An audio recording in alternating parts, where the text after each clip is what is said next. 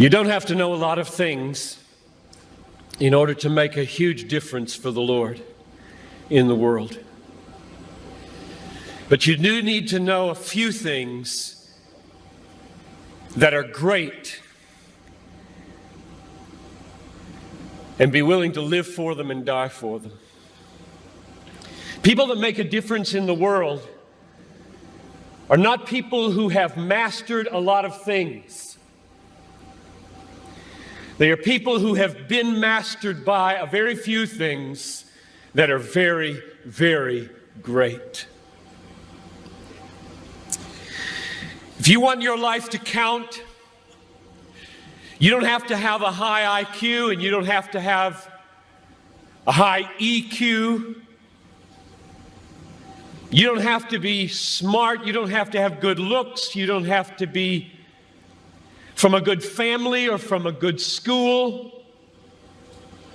You just have to know a few basic, simple, glorious, majestic, obvious, unchanging, eternal things and be gripped by them and be willing to lay down your life for them, which is why anybody in this crowd can make a worldwide difference, because it isn't you. It's what you're gripped with.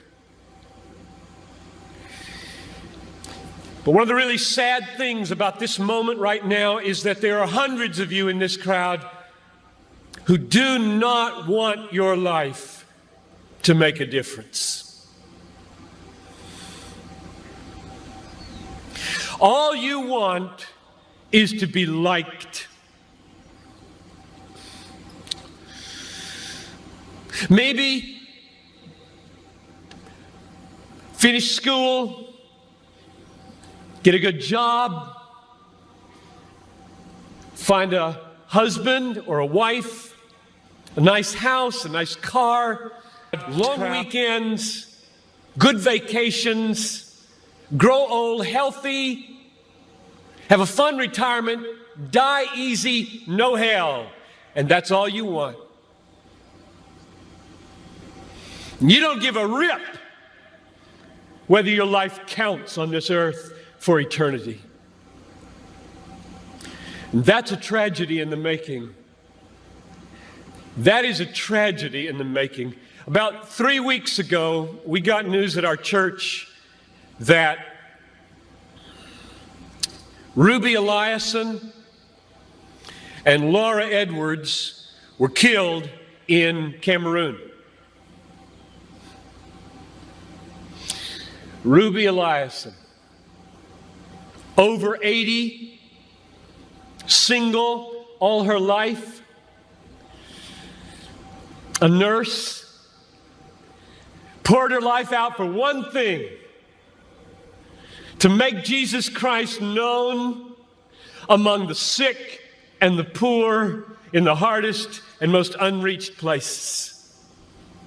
Laura Edwards, a medical doctor in the Twin Cities, and then in retirement, partnering up with Ruby, also pushing 80, and going from village to village in Cameroon. And the brakes give way. Over a cliff they go, and they're dead instantly. And I asked my people, is this a tragedy?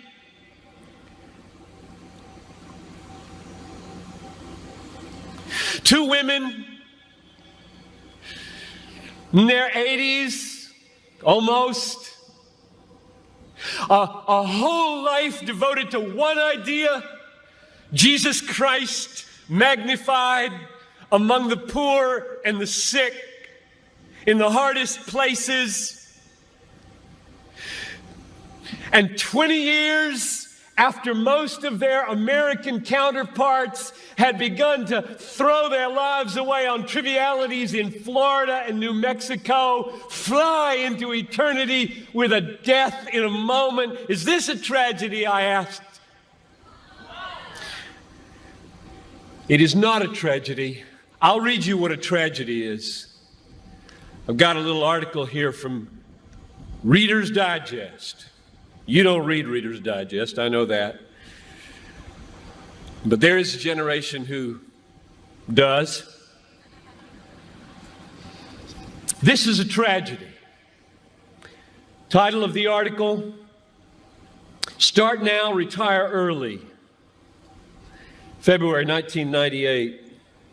Bob and Penny took early retirement from their jobs in the Northeast 5 years ago when he was 59 and she was 51. Now they live in Punta Gorda, Florida, where they cruise on their 30-foot trawler, play softball, and collect shells. That's a tragedy. That's a tragedy, and there are people in this country that are spending billions of dollars to get you to buy it. And I get 40 minutes to plead with you, don't buy it. With all my heart, I plead with you, don't buy that dream. The American dream. A nice house, a nice car, a nice job, a nice family, a nice retirement, collecting shells.